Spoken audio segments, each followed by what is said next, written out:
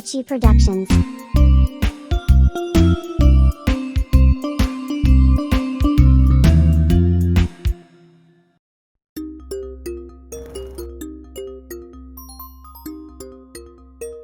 In the cracks of an old rug, where dust gathered like clouds and crumbs fell like mountains, stood the most important school no human had ever seen, the Bodhi Flea's Academy.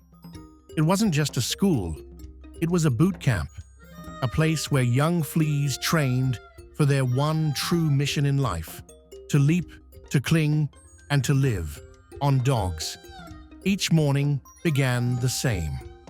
The bugle beetle buzzed. The flea recruits lined up on lint specks, tiny legs straight, antennas twitching, and then came the roar of General Scratch. Leap high, bite fast, cling tight. The cadets scrambled into action. They practiced jumping drills, from crumb to crumb, measuring leaps no taller than a grain of rice, yet for a flea as mighty as a skyscraper. They sharpened their claws on tiny shards of grit until they gleamed like hooks, and they studied the great beasts they would one day call home. Short-necked dogs, good. Hard for them to bite us off. But beware the wall scratchers. The ones who rub against furniture, they'll scrape you off in seconds. The young fleas nodded, eyes shining. All of them dreamed the same dream, to live on a big, fluffy dog. All of them except one. His name was Rara. He was small, quick, and curious. But his dream? Oh, his dream was enormous. While the other cadets bragged about someday landing on a shepherd, or a poodle, or maybe a bulldog, Rara whispered his secret. I want to live on a Great Dane. The fleas gasped. Then they laughed until their tiny bodies shook. A Great Dane? Impossible! Its fur's too short. You'd slide right off. But Rara stood tall, or as tall as a flea can. If we can jump 6 inches, why not 12? If we can cling through a shake, why not a storm? Nothing is impossible. If you believe. The laughter only grew louder, but Rara didn't care. From that day on, Rara trained differently. While the others practiced standard leaps, Rara built little ramps out of carpet fibers and launched himself higher and higher.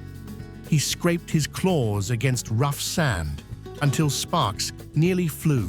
He fell, he tumbled. He ended up buried in dust balls more times than he could count.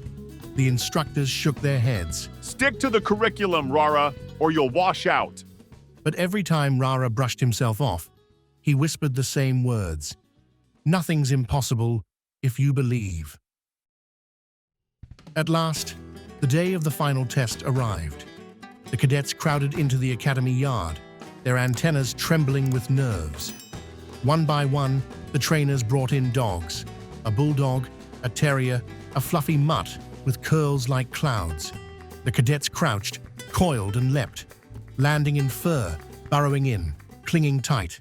Cheers rang out. One by one, the fleas proved themselves. And then, the ground shook. The sunlight dimmed. A shadow fell over the yard. It was the Great Dane. Sleek, towering, powerful. Its legs rose like trees. Its fur lay short and smooth as glass.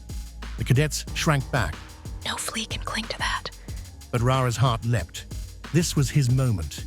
His dream had come at last. Rara crouched low. He coiled every muscle in his tiny body. He thought of every fall, every bruise, every laugh thrown at him. And he whispered to himself, Nothing is impossible if you believe. And then he soared, higher than ever before, through the air, into the wind, toward the impossible giant. The Great Dane shook its head, ears flapping like sails. But Rara stretched, reached, and he held on. Rara had done it.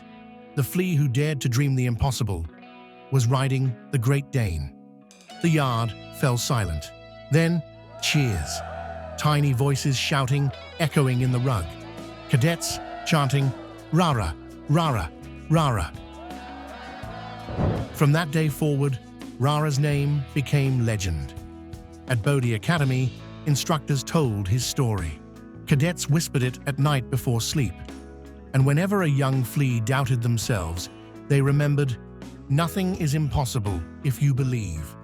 Just ask Rara, the flea who reached the Dane.